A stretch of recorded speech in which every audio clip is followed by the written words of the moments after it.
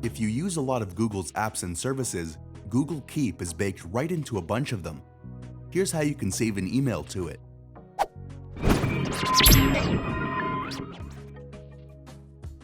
To start, head over to gmail.com, log into your account, then open the email you want to send to Google Keep. Once the email loads in, click on the Google Keep icon on the right side of the screen.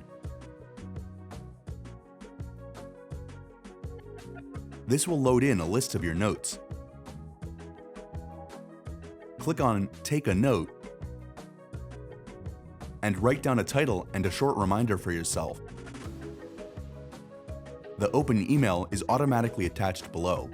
Once you're done, click on Done. And that's all there is to it. To find your email on Google Keep, open the Keep app on your phone and tap on the note you made. Tapping on the link underneath your reminder, then selecting View will bring up your email. Thanks for watching. If you liked this guide, make sure to leave a like and subscribe for all sorts of videos covering Google Keep and other technology.